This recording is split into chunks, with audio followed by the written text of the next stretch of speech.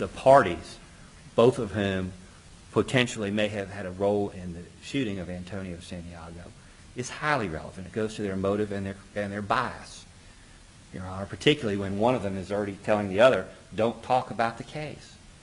All right, ladies and gentlemen, we're going to go back. That's all right, the jury.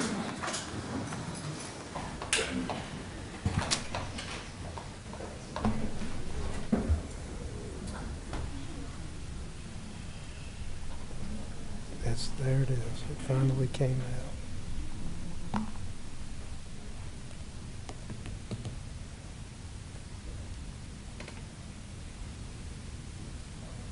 You see it, please.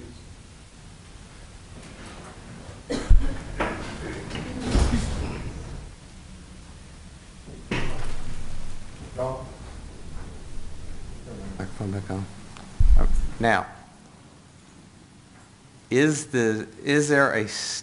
the court, of course, is at a very big disadvantage because I don't know the good faith basis for asking some of these questions. I'm assuming that you have a good faith basis.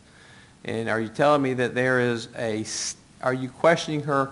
The court will allow you to ask a question of her of anything she said to the police if it's relevant to this case. Yes, Your Honor. Okay, now, but I'm not going to go into third persons. Well, no, third person. We're not going to take these collateral issues. If you think that the rule is pretty clear. If a witness is on the stand, testifies under oath to a collateral fact that the cross-examiner believes in good faith is false, the cross-examiner may confront the witness with the contradiction, but must accept the witness's answer. Now, you may think that we may have to get into some discussions whether or not something is collateral or non-collateral. You know, we also have a constitutional confrontation clause issue independent of the evidentiary rule to which the court is referring. Yeah, but you asked questions concerning the court, and I wanted the jury to be taken out, is that you started talking about what the police knew about Luis Santiago. And how does she know what the police know? Your Honor, she filed the police reports. You know. Your Honor, if she filed the police report, I think it's fair to assume she knows what she said. Okay, but is this something then that she said to the police in her statement? I mean, are you just going, we're going on this, the entire relationship between Mr. Santiago and her is not relevant in this case. Every single thing they did. Your Honor, I'm not saying that every single thing they did is relevant. There are some very specific things that he did that are highly relevant, and of which she has personal knowledge. She's the complainant, Your Honor. Okay. I mean, this isn't a fishing expedition. This isn't some wild guess. The state has furnished the discovery. It's there, Judge. And whether Mr. Economist read it or not, I'm not responsible for that. Well, has read what? The discovery in the case? Are you suggesting I haven't read the discovery in the case? You don't mean that, do you? Far from it. Okay. Now, Your Honor, may I respond to that, if I may? I want to say, first of all, that there's something that's very troubling to me, because I heard counsel say in the presence of the jury, because of alleged complicity between this witness and Santiago in the death of the child. Okay? That's a very troubling statement unless there is a very good faith basis for making that statement, and I don't think there is based on the evidence, then that was a highly improper thing to say in the presence of this jury. Because she's not on trial and Santiago is not on trial here. And I understand what my burden is, and that is to prove, and this is not a circumstantial case either, by the way. This case now has direct evidence. She was an eyewitness to the killing of the child and the assault upon herself, okay? Even if it were a circumstantial case, okay, then the only thing that would come, I would have to exclude, the state would, all reasonable hypotheses save that of the guilt of the accused. But this is a direct case. This is a case where there is direct evidence, and so bringing in evidence with respect to a supposition that she and the father somehow got together to kill the child, and saying that in front of the jury, in a case where there's direct evidence, first of all, I think that was way out of line. That was not the place to say that. Way out of line. okay? I understand attacking the credibility of a witness in impeachment very, very well indeed. But when we start talking about what do you think of Santiago's brain and whether he's schizophrenic or obsessive compulsive, and what do you know about what the police say about him or think about him, is more than collateral issues, Your Honor. And I think we need to get to what is the question I have is, where are we going with this cross-examination? Your Honor, What is the point? Where, maybe Mr. Goff, who was one of the very effective counsel, no question about that, in anybody's mind, but I would really like to know, because I've got to deal with this witness, and I'm a prosecutor on behalf of the state, where are we going with this cross-examination? What's the end here? Apart from impeachment, which he has a right to do and to show bias and things of that nature, where are we headed? Your Honor, Can I ask, wait a minute, I want to deal with one lawyer. I'm not going to deal with two lawyers. Your Honor, I mean, I think I have a right to deal with Mr. Goff on this, and he with me. Ms. Johnson hadn't gotten up. So where are we going? Where are we going? Mr. Lockwood and Mr. Goff has this witness under, I usually don't let lawyers flip-flop in the middle of an exam. Mr. Goff? if we're going to start applying that rule now, Your Honor, it's So court's far, we discretion. applied it the whole trial. It's court's discretion. Your Honor, there are several police reports that were filed, one on April 8th, dispatched to Union Street in regard to a problem with a person. Someone identified as Sherry Wood said her baby's daddy, subsequently identified as Louis Santiago, came to her house, knocked on the front window, demanded food, and yelled, "You killed my baby." She said she was going to call the police if he did not leave. Mr. Santiago came back at 19:30 to the same window, stuck a stick in the window, trying to move the blinds to see if she was home. Actually, I think... The police report that Ms. West filed? Yes, Your Honor, provided by the state in this case. Your Honor, when we talk about motive and bias and credibility, I really prefer that we not be arguing this motion in the presence of the witness. I think that might be helpful for our examination not to do that. But we can do that if we're directed. But these are police reports filed by Ms. West. So it's not a question of whether she has knowledge. Now, in terms of what it's relevant to, Your Honor, the motive and bias and credibility of these witnesses are at the heart of this case. And we have... And I understand that, but, we can't throw out that, that's not a catch-all that incorporates everything, if in fact she had a bracelet stolen 10 years ago and she filed a police report on a bracelet stolen and she thinks that Aunt Louis Santiago stole it, would that be relevant today? Would that be worth going into? I'm Certainly not, Your Honor. Okay. Certainly not. But we're not talking about things that are remote in time. We're not talking about things that have no logical connection, no nexus to the charges before this court. We're talking about that stuff that is directly related to it. Here is Miss West tells the police that Mr. Santiago came over banging on her bedroom window, yelling that she killed his baby. What's the date of this? What is the date that you're referring to? 5/3/2013. After the crime occurred? In the same time frame that she's telling the jury that she wants to have a baby with this man. She's had him arrested several times. In fact, he's sitting in the jail now, as Your Honor well knows, on a stalking-related charge. It's certainly relevant to the jury that she says she's trying to have a baby with this man, that she wouldn't kill her child because she wants to have another, in the middle of all this domestic stuff. So it comes out now. Let him finish. I'll give you time, already.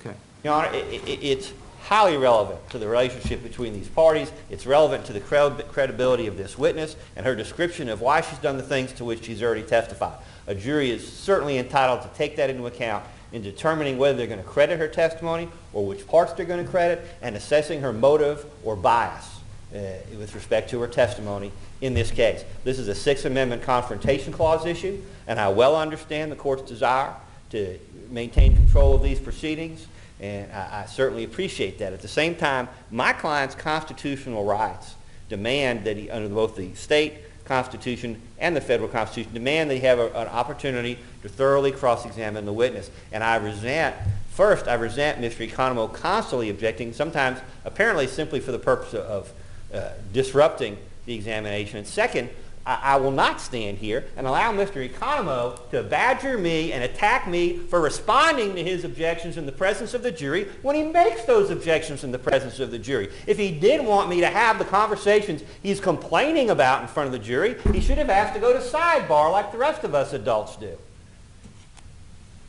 Adults. Kahneman? Well, I am going to object to every question that defense counsel asks that I think I have a valid objection to make on behalf of the state.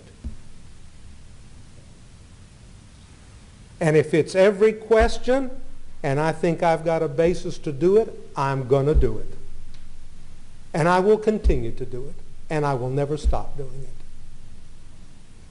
And if we want to just resume and start this questioning again because he won't proffer where it's going, I think I heard it. She's guilty with her husband of killing the kid. That's what he's saying here. No, that's Your what Honor. I heard. And so now she's on trial. Isn't that what I heard? That's what I'm hearing in this case. No, I think what Mr. But that's not Economo what heard he- is All one at a time. So, that's fine, Your Honor. We'll resume and I'll object and the court can rule and we'll be here as long as we have to be. All right, Mr. Goff, the court wants to know, because the court finds that the relationship, okay, between her and her friend that she has a child with, okay, as rocky as it may be, as good as it may have been, is a collateral issue is to what we're here on trial for, okay? It is not directly relevant to the guilt or innocence of your client, okay? And I mean, it's if she had a fight with her neighbor and filed a police report against her neighbor, okay? I mean, where does the court draw the line? I mean, where are you wanting? There has to be there's got to be a circle here, okay? And now you're asking about a domestic problem that they had 2 months after the death of this child.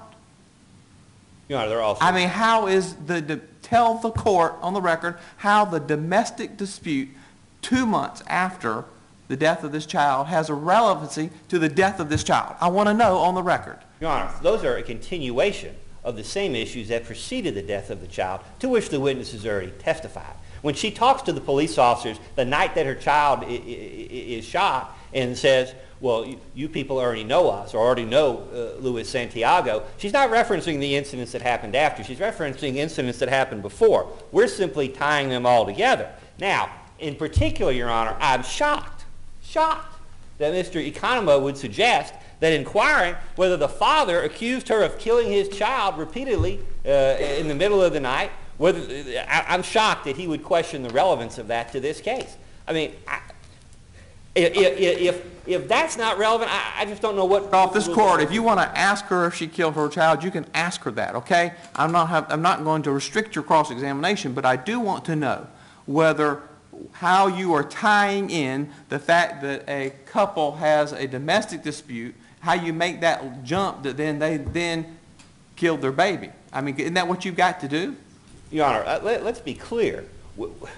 I mean, All we have asserted so far in this case is that one or both parents may have a role in the death of this child. We haven't actually said anything beyond that. how does the fact that they have had some domestic disputes increase the likelihood that they are, in fact, I guess, child murderers? That's what I need to know. Okay. Her own testimony, to be very specific as I can be, her own testimony, as I understand it, on the occasion that I started asking about, was that Luis Santiago was trying to sneak peeks in the window to see his baby, obviously because he didn't feel he had access at that time that he wanted. Your Honor, it's consistent with the theory that Mr. Santiago was obsessed with this child. Whatever the reasons are, whether it's OCD or whatever, it doesn't really matter. But the fact that he was obsessed with the child, if it's true, is certainly relevant. And the stalking behavior to get access to the child that Ms. West describes is highly relevant. Okay, you've established that the stalking, I mean, you asked her that question. The question is, I guess really, how much further do I let you go into? Do I let you go into every single domestic dispute this couple's ever had? I don't know how long they've been together. This trial would never end. Your Honor, all I'm looking for is Ms. West to acknowledge that their relationship was troubled. That's all. That's one word, troubled. I don't need any more. But if I have to, Well, if you want, if I have is to that the question establish what that, is trouble that the means, question we can that you do want to ask her? Or you want to, Yes. you want to ask her that one question? I mean, Yes, that's the question I want to ask her.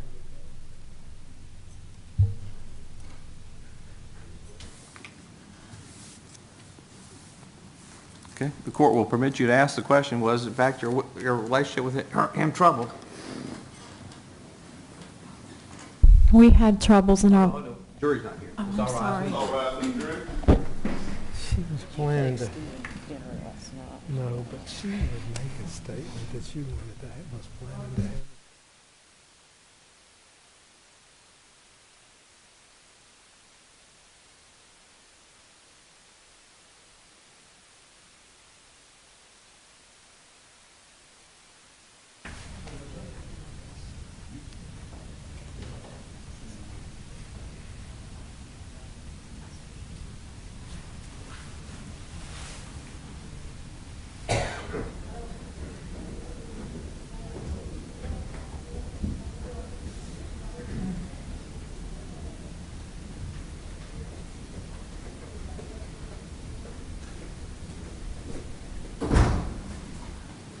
Be seated, please.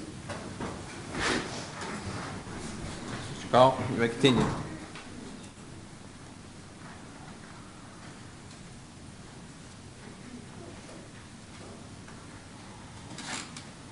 Ma'am, is it fair to say that your relationship with Luis Santiago was troubled? Yes.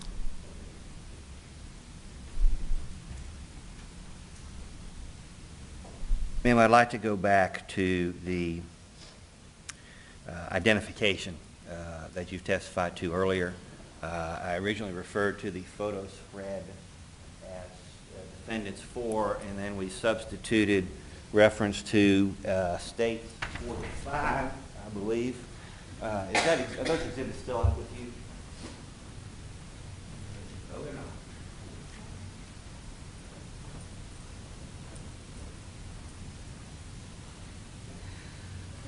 Clever.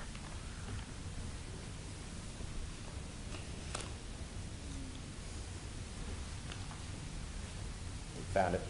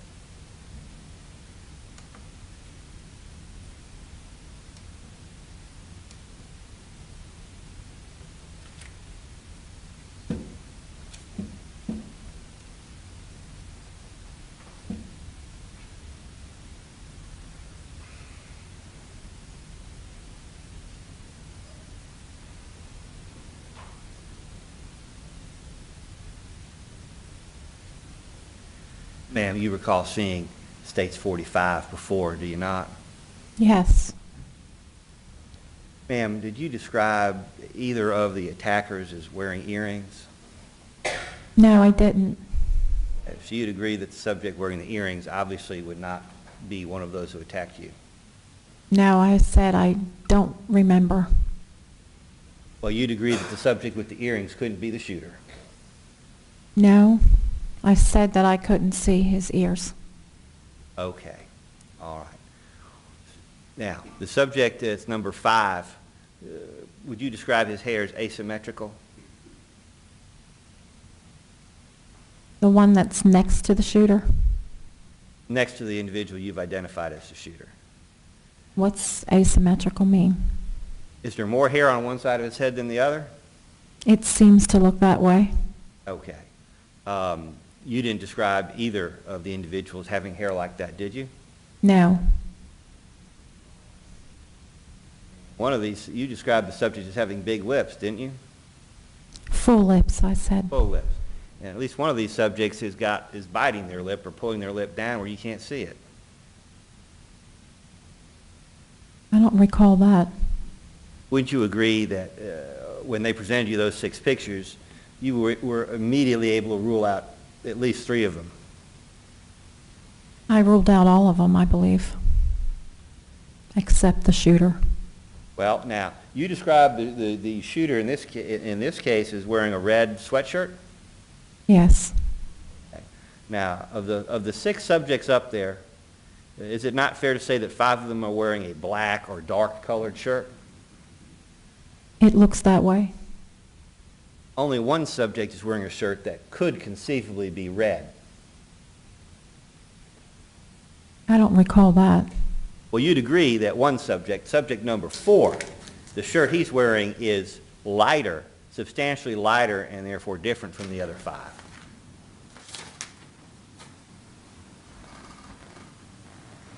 It looks lighter. When you say that you're positive in your identification, are you sure that your identification isn't based in part on his photo and that of the others? No, I've seen his face. All right.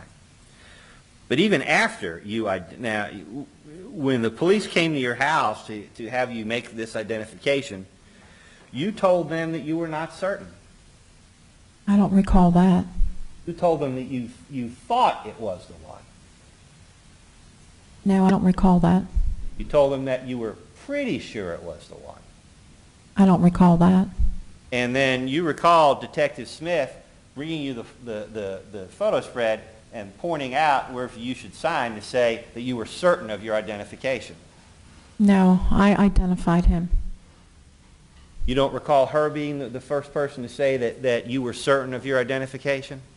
After I identified him.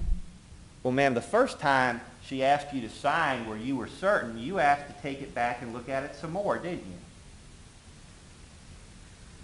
I wanted to make sure. And even after you looked at it the second time, your words were still, I think that's him. I'm pretty sure that's him. No, I said that's him. And in fact, it was the detective who basically showed you the form and showed you where to mark that you were certain. Could you repeat the question? It was the detective who showed to you the form twice and showed you where to mark that you were certain before you ever actually used that word yourself. No, I was certain. Ma'am, you weren't certain days afterward, were you? No, I was certain. Do you remember a reporter coming up to you and showing you a picture of Marky Elkins on his cell phone? Yes, I do. And then you called the police. No, I told that reporter that they got the right man. You called Detective Smith and you asked her whether or not you had identified the right person. No, I said to the reporter that they got the right man. And then you called the police officer to make sure that you were correct on March 24th. I don't recall that. And then you pumped the detective for more information about the case to satisfy yourself that you'd made the right decision. No, I wanted to make sure that he was going to be indicted. And the detective had to tell you that she couldn't answer your questions. She had mentioned that she will let me know when she could. All right. Your Honor, at this time we have a CD or disc of the identification video from Ms. West's apartment. It was one of, I believe, 3 videos that the state previously asked us to play during the examination of Detective Smith. We're ready to do that now. Mr. Lockwood, if you could help me. I guess I need to turn this off. This has been tendered as a state exhibit or offense exhibit or both, or? No, we're tendering as Defendant's Exhibit 39. We believe it's duplicative of the same disc that the state has already submitted. We can try and locate that, but we're ready to play 39 now, and we can address that issue later. Objection to his, okay. And without objection, go ahead and play it. Okay.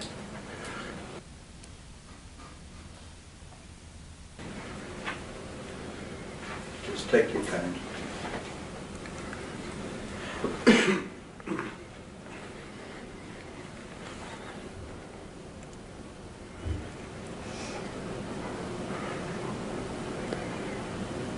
I think it was him. Number That 4. man right there, that boy. Can I borrow your book here? Sure. Okay. Right here where it says response, I'm gonna fill out this information for you, but it says, the subject block that I have checked below is the subject that committed the offense. I am positive of my identification. The second one says, the subject block that I have checked below appears to be the subject involved in the offense, but I am not absolutely positive. And number 3 says, I am unable to identify any of these subjects as being involved for the Let offense. me look again, just to make sure. Just- Take your time, you don't.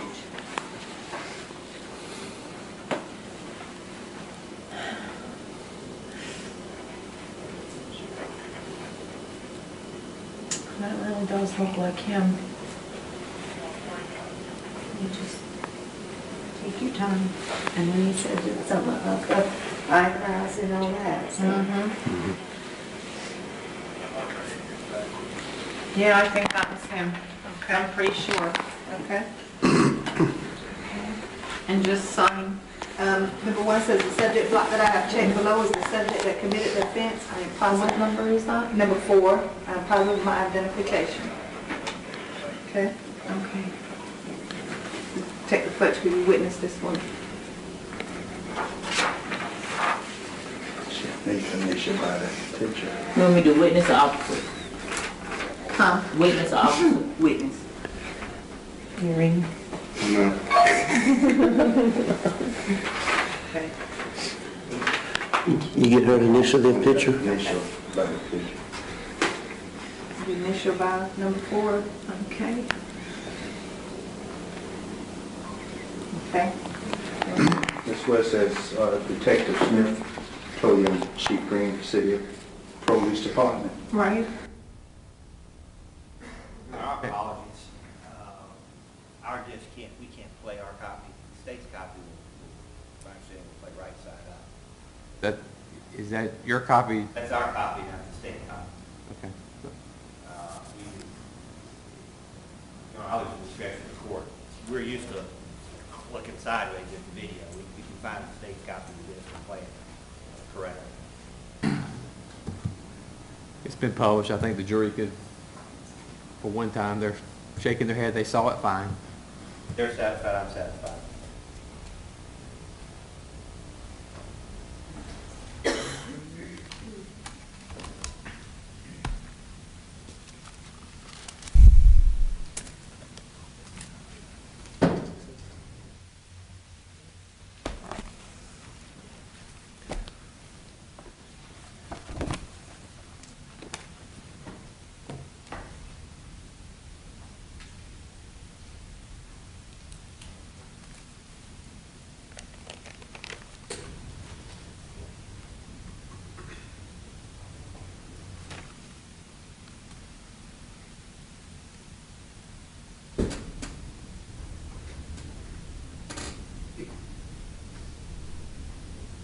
Ma'am, directing your attention back to the moments after the shooting. Do you recall that there were, I think you've already testified to a taller white gentleman with a beard that came to your assistance? Yes. And then there were several other civilians, several other women there? No, just one woman from the yellow house. That's the house across the street. Yes. And then who arrived first at the scene? Police.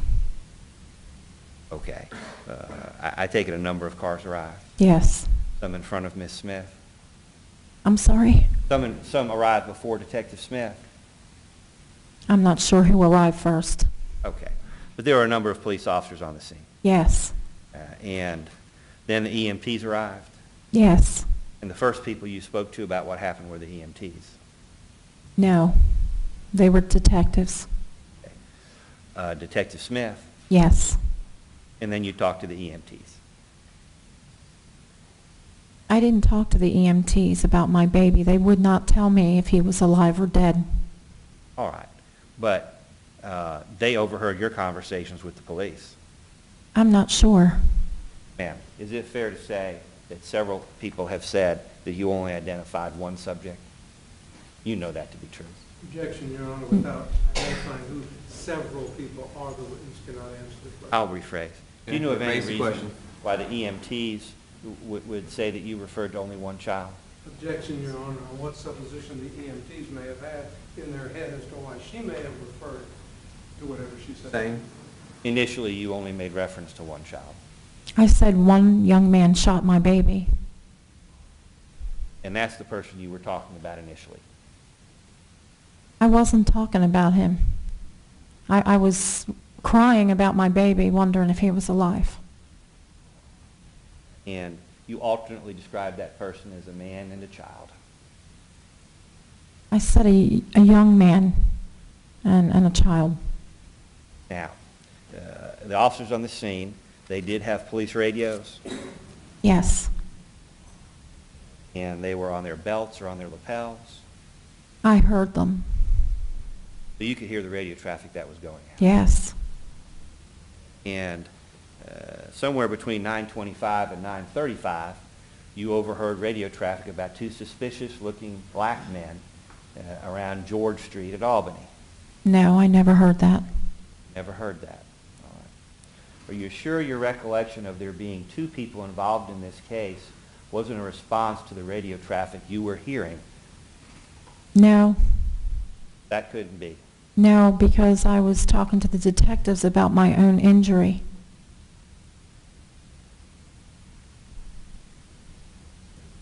So you never wavered from beginning to end that there were always two attackers. Yes. Yet you never actually described anything that the second attacker did to you. He was hiding behind the other young man. What is it that the other child did to you so that you believe that he was attacking you? He was with the older boy, the young man, and I thought he was going to jump out and kill my baby. You thought the 5-year-old was going to jump out and kill your baby? I thought he had a real gun, yes. You thought the 5-year-old had a gun too? Yes. Is it possible that the 5-year-old did have a gun? Is it possible there was more than one weapon involved in this case? That asks for speculation and conjecture.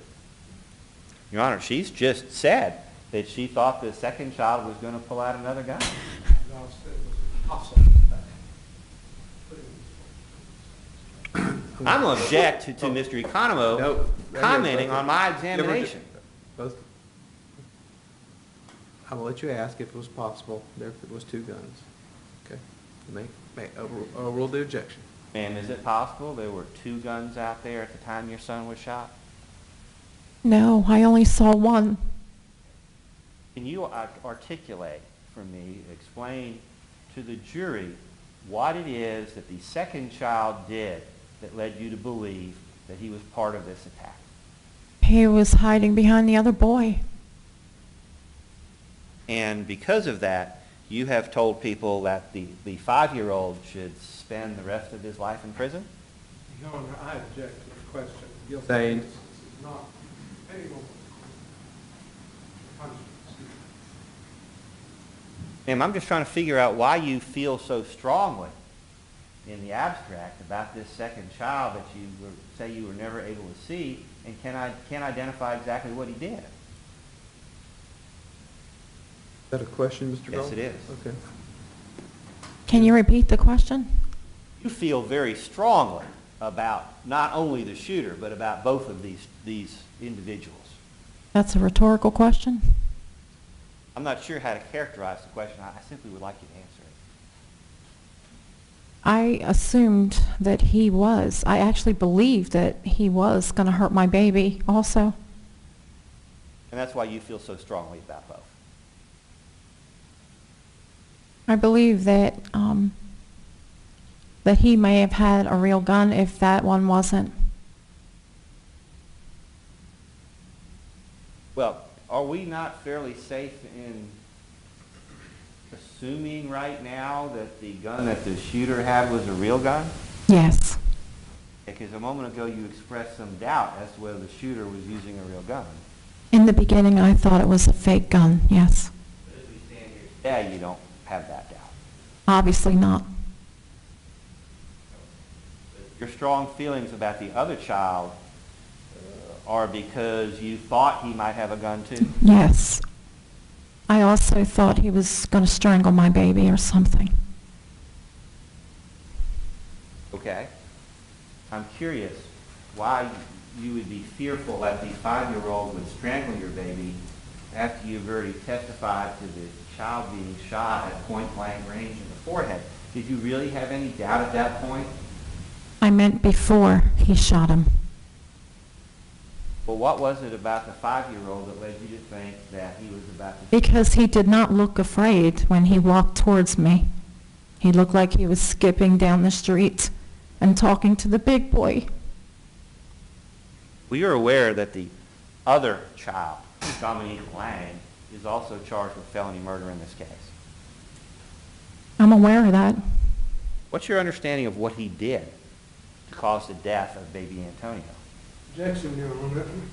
Irrelevant to the question of the guilt or innocence of these defendants as to what she thinks Dominique Lang did to cause him to be charged. Saying it to the former question, Mr. Goff, you can ask her what Donna Lang actually did all day long, okay? But Well, as far as I can tell, her testimony, he didn't do anything. I'm just trying to figure out if he didn't do anything, then why did you ask the district attorney to indict him, and why do you feel so strongly about him being punished? Objection, Your Honor. The district attorney doesn't indict anybody. The grand jury indicts people. And the decision as to whether to indict is up to the grand jury, and the question is improper, but it's irrelevant. Sustain the objection.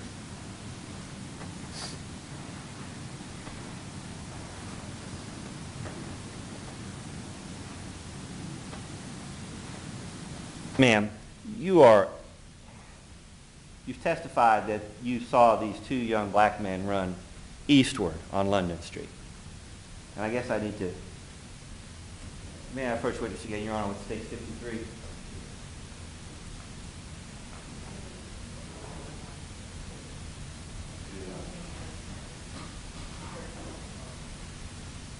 Directions from the clerk about the wires. Thank you, Madam Clerk. Ma'am, your testimony earlier was after the shooting, the 2 young black men ran east on London Street, directing your attention to the red push pin at the corner of London and Ellis. Can you show the jury, you can borrow my pen if you like, show the jury in which direction you saw the boys run. Was it east or west?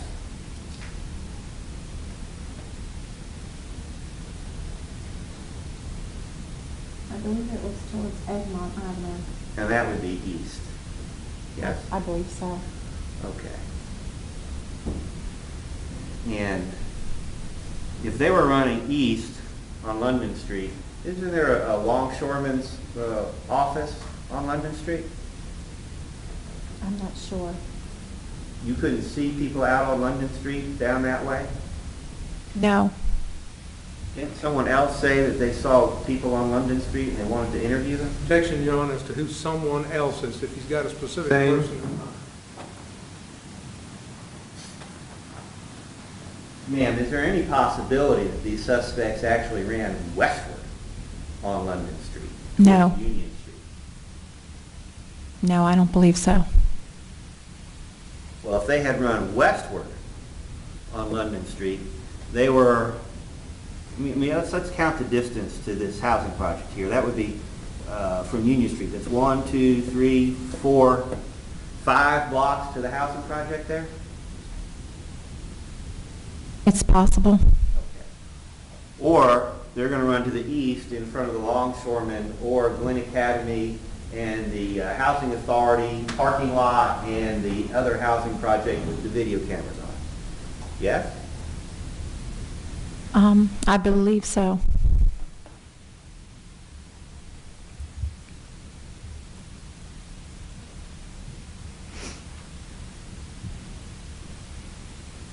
And of course, just north of where this took place was the post office, was it not? 6 blocks north of where the shooting took place was the post office you went to that morning. It was quite a distance. Not too long to walk on a cold day. I didn't think it was that long. It's fair to say that the post office doesn't sit by itself, does it? I'm sorry? The post office is not sitting there on Union Street by itself, is it? The post office is on Gloucester Street. Yes. And what's the post office inside? What's the question? But what building is the post office inside? Well, the federal courthouse is housed in the post office. Along with the U.S. Probation Office and other federal offices. I suppose. And the FBI office is next to it in the Bank of America building. I suppose it's inside there, yeah. And behind them, going north, you would run into the state probation office, would you not? I'm not familiar with that. And you'd run into the state courthouse and the district attorney's office and the Glenn County Detention Center. You'd agree that going north would not be a wise route to escape. They ran down London Street in front of the yellow house. I saw them run. And whichever way they went that way, they were going to be going by police officers and security cameras. You would agree? The police officers weren't there yet. They ran first. Yeah. Directing your attention back to States 53.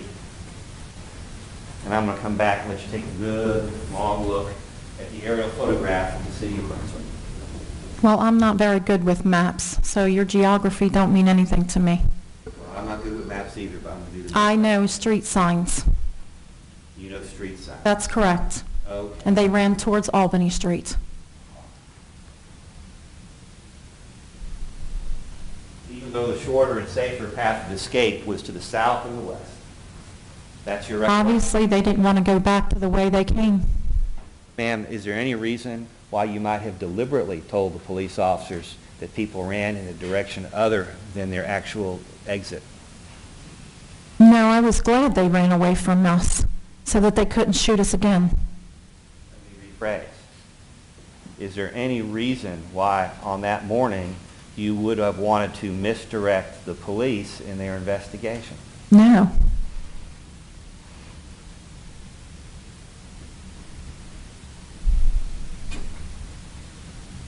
Your identification of the other shooter as a 5 or 6 year old / dwarf, is it possible that you deliberately misidentified the other person?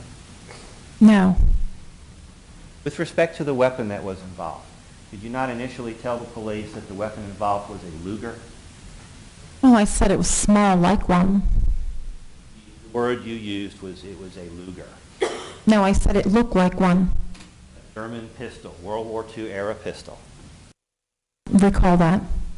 You're familiar that a Luger is in fact a German World War II era pistol.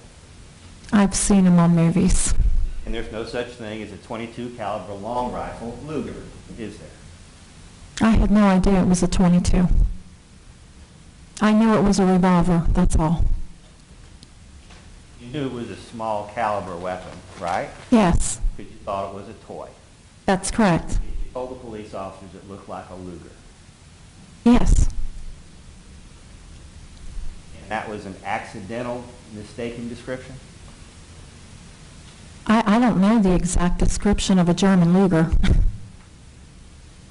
Wouldn't agree, based upon your dealings with all these prosecutors and federal and state and law enforcement people and sheriffs and your visits to the pawn shops and watching things on TV, you wouldn't agree that it would be hard to find two handguns that look less alike than a German Luger and a .22 caliber revolver.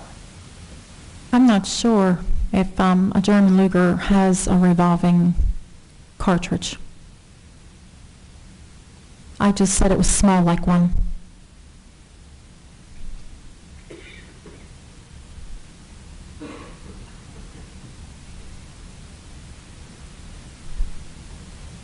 Ma'am, have you seen the pictures from the crime scene?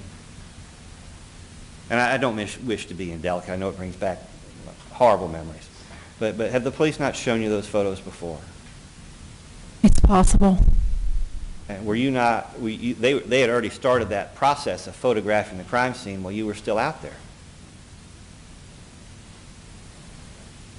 I suppose. Well, do you know of any reason? Did you say something to the police maybe that led them to take all these pictures and devote all this attention to the front of the house at 708 London Street where the baby was when the police arrived? Is there something you did or said to lead them to think that that was the scene of the shooting? No, that's where I performed CPR on my baby. So you never told anyone at the Brunswick Police Department that that was where the shooting took place? Never. Because later in the reenactment, you're walking the police halfway down Ellis Street, aren't you? It was next to the Blue House.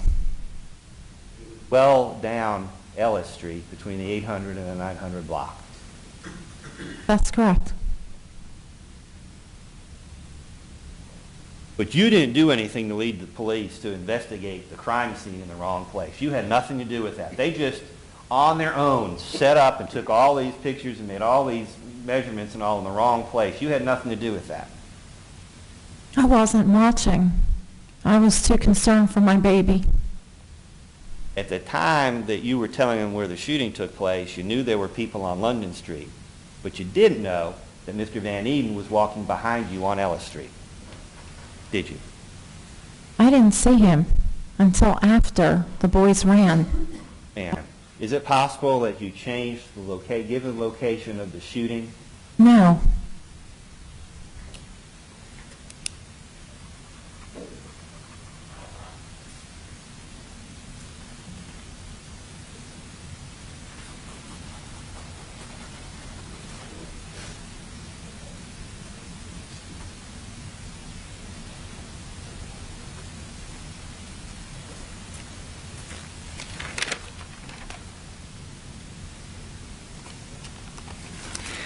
Ma'am, I'd like to talk some more about the interview at the Glenn County Police Department.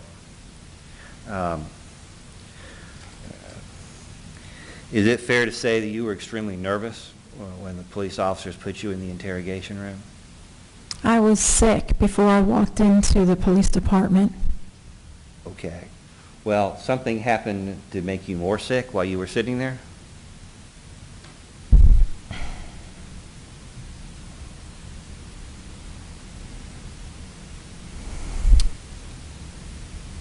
Ma'am, is it fair to say that you were terrified at the time that you were being interviewed by the police?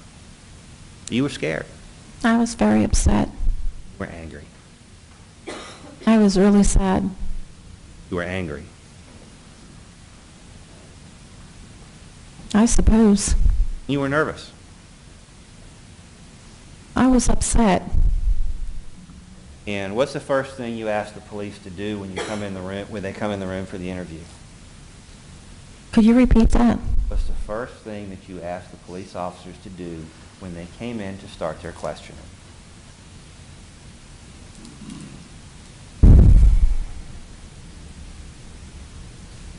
Did we have to swap out the chairs in the interview room? Yes. I urinated from the IV. You're saying that that had nothing to do with your nerves? No. Anger. Is it possible that you were having some kind of psychotic episode while you were being interviewed by the police? Is that possible? No.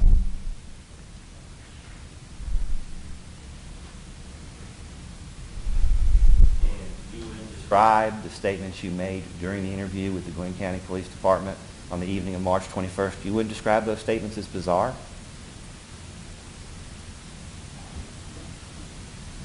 I'm sorry, ma'am. Do you need a moment? We can give you all the time you need. Can you repeat the question?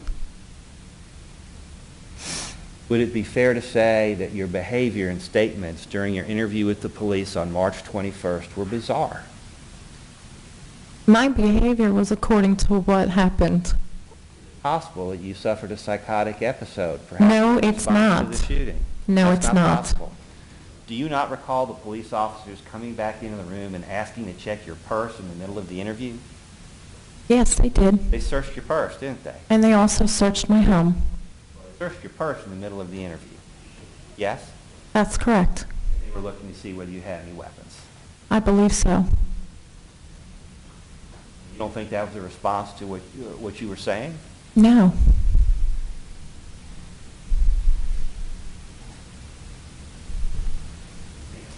Do you know a Dr. Al-Jabi? I'm familiar with the name. Well, you're not just familiar with the name. He was, for a brief period of time, the pediatrician that was responsible for your child.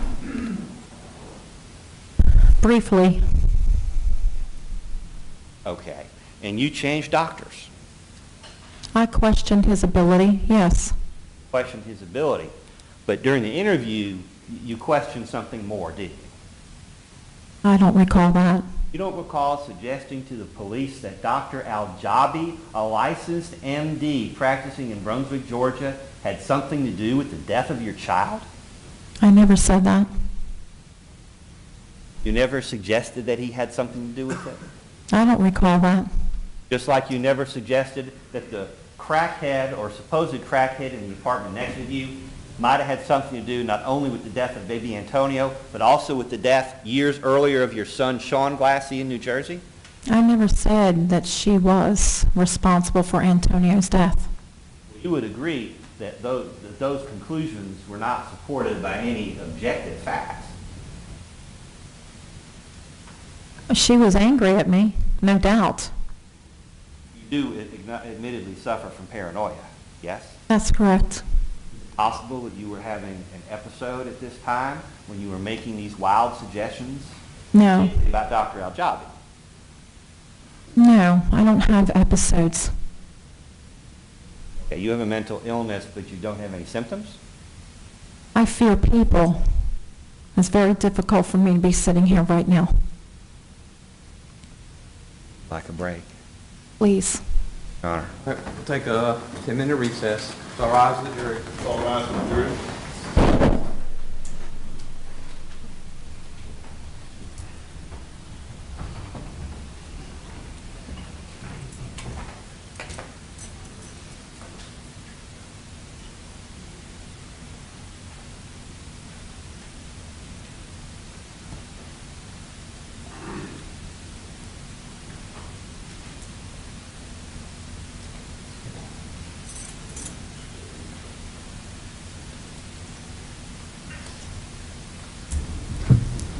Recess for 10 minutes.